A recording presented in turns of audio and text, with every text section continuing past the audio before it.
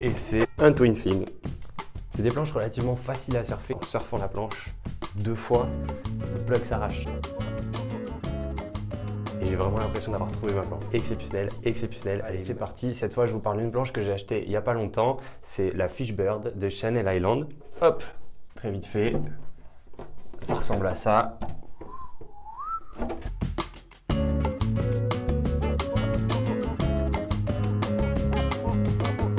Et c'est un twin fin.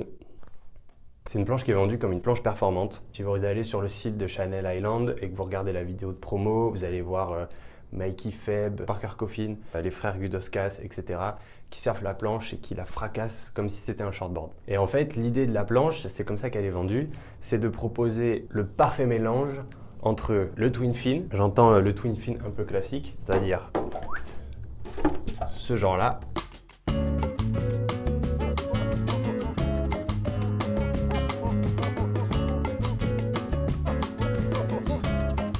et le thruster performance, le shortboard classique qu'on voit partout.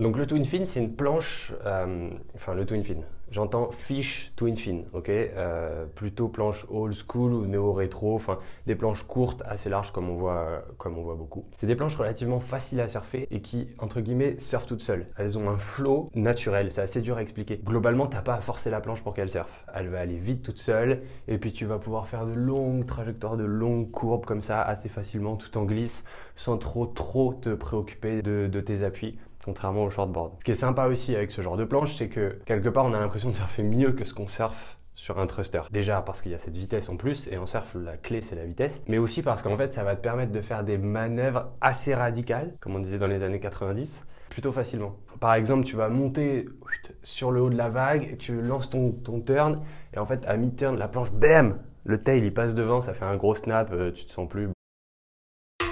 Bon, de l'extérieur, généralement, ça rend moins bien que comme toi tu l'as senti, mais c'est très kiffant. Et donc ce côté slide un peu, c'est aussi une des limites du twin, puisque rapidement, quand tu la surfes dans des vagues qui sont plus trop adaptées à la planche, c'est-à-dire souvent des vagues creuses, avec un peu de taille, donc où la planche va pour le coup très vite grâce à la vague, et bien là, si tu lances un carve, t'as pas forcément envie de perdre le contrôle, t'as plutôt envie de rester sur tes appuis. Ça, c'est la limite du twin.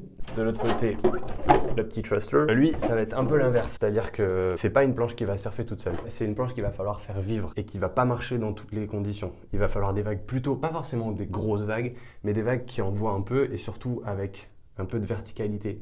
Parce que la planche, elle fonctionne en fait sur le rail. C'est le rail qui est planté dans l'eau et c'est le mouvement de l'eau sur le rail qui fait avancer la planche. Bref, ça demande un niveau technique qui est quand même vachement plus élevé pour s'amuser que le twin. En revanche, c'est vrai que dès que les vagues sont creuses, la planche tient bien et tu peux aller mettre des manœuvres et généralement, à moins de forcer fort, la planche reste accrochée et tu vas avoir une maniabilité, un drive, une confiance dans ta planche beaucoup plus élevée qu'avec un twin fin. Et le programme de la Fishbird, c'est de réunir le meilleur des mondes. Donc, moi, quand je l'ai acheté, je me suis dit, ok, je veux une planche qui a ce flow, qui a ce speed assez facilement, mais qui tient dans les vagues et que je peux emmener dans des vagues un peu plus grosses que ce que je surfe avec ce twin-là en l'occurrence. Donc, je viens au second point, c'est-à-dire les côtes de la planche par rapport aux côtes de mes deux autres planches. J'espère que la Fishbird va venir s'intercaler parfaitement entre le twin, qu'on voit juste là dans le coin, et le thruster que je vous ai montré.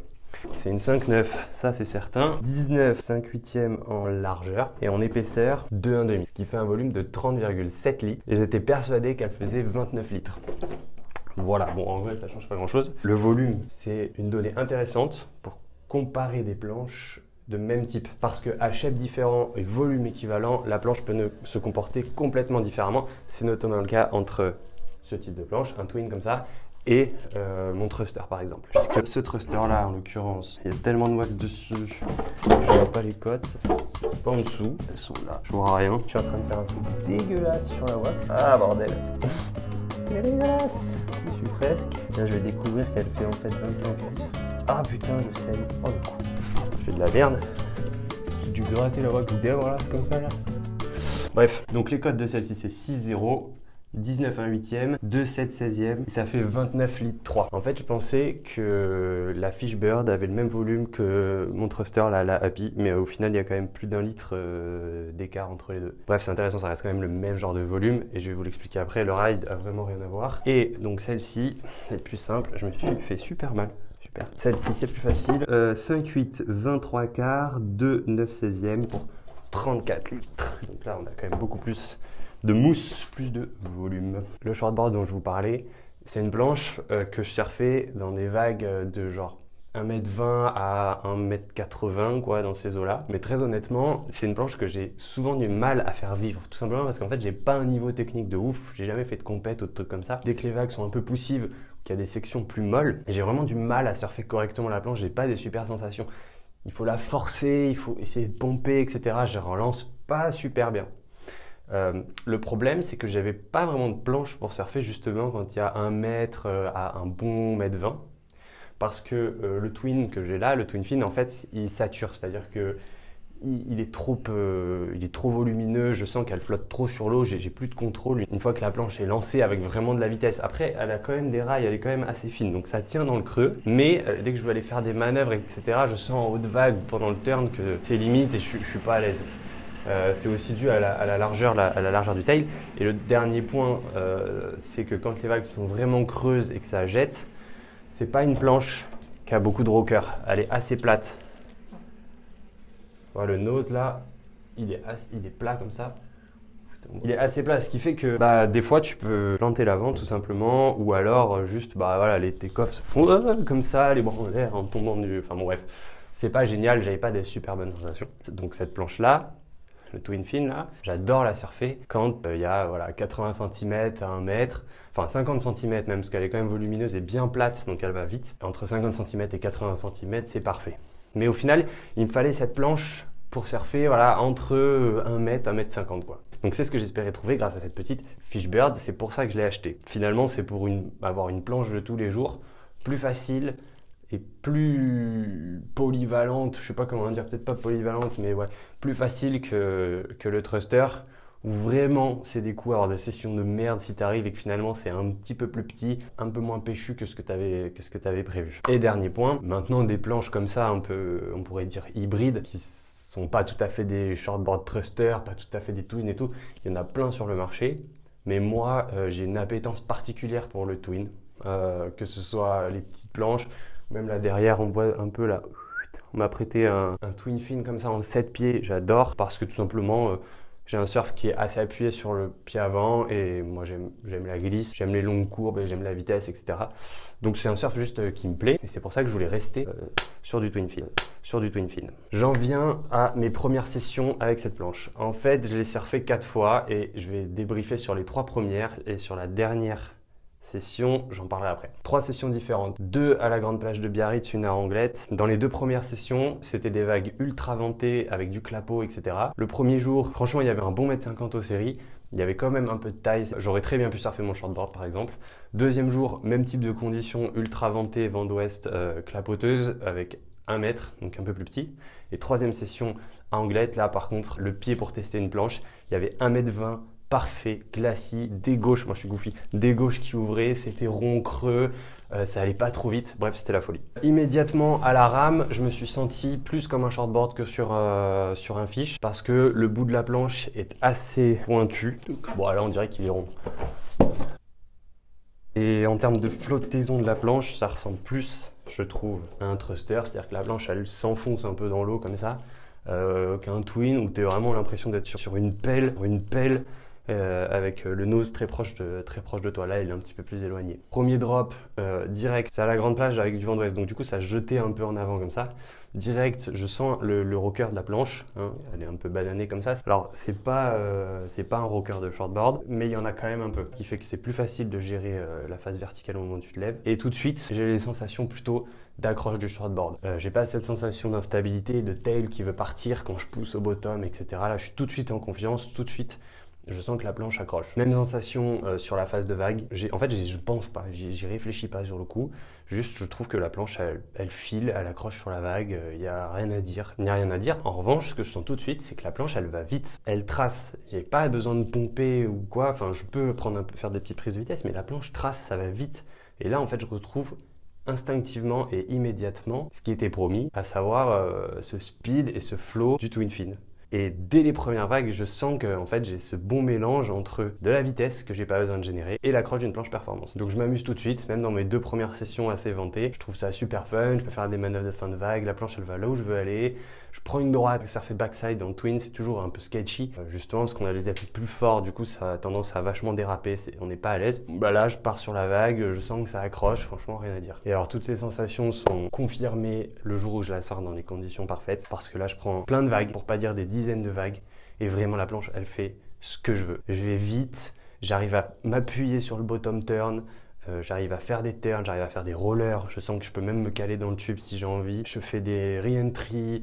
Pour quelqu'un qui est balèze en air, je suis sûr que la planche elle décolle super facilement. J'ai de la relance, j'ai de l'accroche. Quand je veux quand même un peu tweaker la fin de turn, je sens que si j'appuie, bah ça glisse quand même. Pas fort mais ça glisse. Et vraiment, quand je surfe, en fait j'ai la banane de malade et j'ai vraiment l'impression d'avoir trouvé ma planche. Je me dis putain la planche elle est exceptionnelle, elle est magique. Je suis trop bien dessus. Et tu sais, j'avais ce sentiment de... Moi quand je surfe souvent je me trouve un peu nul, mais parfois... Quand tu as la bonne planche, ou que tu t'amuses bien, ou que les vagues sont vraiment cool, etc., tu as l'impression d'être le surfeur que tu veux être. Et là, j'avais vraiment ce sentiment-là. J'étais là, putain, toutes ces années de surf et tout, là, je surfe à peu près, c'est potable, j'aime bien ce que je fais. J'aurais bien aimé me voir d'ailleurs, mais j'avais personne pour filmer. Je suis sorti de l'eau refait et trop content. Là, je vous ai dit beaucoup de bien de cette planche. Bon, je rentre pas trop dans les détails, hein, je suis pas shaper, je suis pas ultra technique. L'idée, c'est surtout de parler de mon ressenti sur la planche. Et je trouve qu'en fait, elle est bien vendue dans le sens où, à mon sens, c'est vraiment le parfait mix entre le shortboard et le fish. Mais je me suis rendu compte avant ma 3e session, mais je pense que c'était arrivé probablement dès la première session. Avant de me mettre à l'eau, j'avais une grosse fissure ici. Et grosso modo, tout le long du plug là, eh ben, il y avait une grosse fissure et la fibre sortait. Malheureusement, je suis habitué à ce type de casse puisque cette planche, je l'ai pétée de nombreuses fois au même endroit. Là, on voit il y a une grosse répa qui est faite, pas le scotch, hein, c'est juste un pet que j'ai eu la flemme de réparer, mais là, on voit que c'est plus blanc. Ça a été réparé plein de fois. Je l'ai pété systématiquement jusqu'à ce que je trouve un mec, un shaper de Saint-Jean, qui me l'a réparé une bonne fois pour toutes. Ça tient bien, je suis trop content parce que c'est une planche que j'adore surfer. Ça m'aurait vraiment fait chier de devoir m'en séparer juste parce qu'il y avait ce pet. Bref, 2e session je pense, ou même peut-être 1re session, le plug était quasi arraché. C'était presque pas surfable, j'ai vachement hésité avant de me mettre à l'eau, mais les vagues étaient tellement ouf, j'essayais de faire bouger la dérive, je voyais que ça bougeait pas trop, donc je me suis dit je prends le risque. À chaque vague que je prenais, la session était extraordinaire, mais à chaque vague que je prenais, je regardais sous la planche et j'étais terrorisé par le fait de perdre la dérive parce que, bon, déjà ça m'aurait écourté la session, mais surtout là, cette paire de dérives, elle coûte assez cher là. Je crois qu'elle est à 140 €, donc ça m'aurait vraiment fait mal de devoir juste en racheter une. Enfin, en racheter une paire parce que ça ne s'achète pas en individuel. Donc bref, j'ai eu une section exceptionnelle, bien que je pensais à chaque vague à pas péter la dérive. Évidemment, j'étais très déçu de voir que la planche était cassée. Et surtout, en vrai, je surfe pas comme Mick Fanning, quoi. Je mets pas des bottom turns de malade.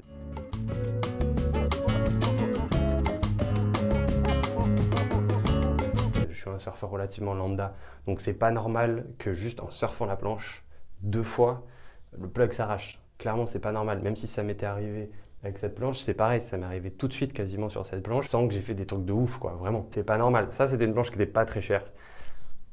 Celle-ci, c'est une planche quand même qui sort avec les dérives à 900 €, je crois quasiment. Donc une planche à 900 € que tu casses dès la première session, sans la cogner ni rien, juste en la surfant, c'est juste pas correct.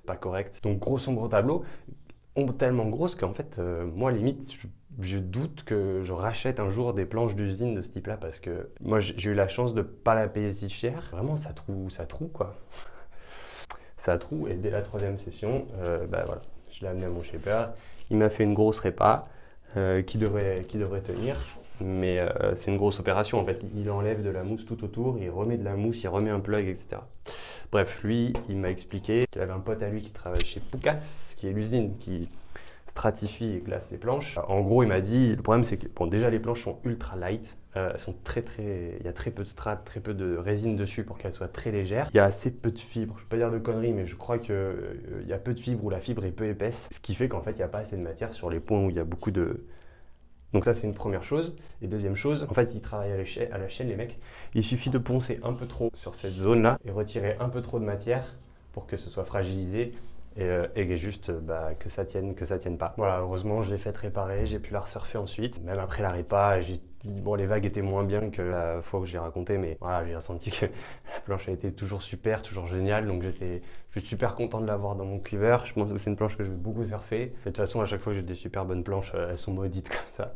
J'espère que la répa va durer et que je vais pouvoir continuer à m'amuser. Voilà, donc en conclusion, c'est une planche que je recommande pas forcément aux surfeurs débutants parce que ça a beau être un twin fin fish, c'est une planche qui est assez affûtée, assez performance. Par contre, je trouve que c'est une super board pour le niveau comme moi, au niveau intermédiaire à un peu avancé, parce que ça va donner la vitesse et la relance qu'on peut avoir du mal à trouver dans un shortboard. Par conséquent, plus de plaisir et plus de fun. Après, quelqu'un qui fracasse en shortboard, je pense qu'il va aussi vraiment s'éclater avec. Juste pour parler des dérives, très vite fait, je me suis pas embêté, j'ai pris les dérives qui étaient recommandées par le constructeur. Voilà, c'est des énormes dérives Kill qui ont été faites pour la planche. Moi, je les trouve super. Je pense que ça participe beaucoup au fait que la planche accroche énormément. Je serais curieux d'essayer d'autres dérives. Si ça intéresse certains de voir ce que ça peut donner avec d'autres dérives, je peux en essayer d'autres.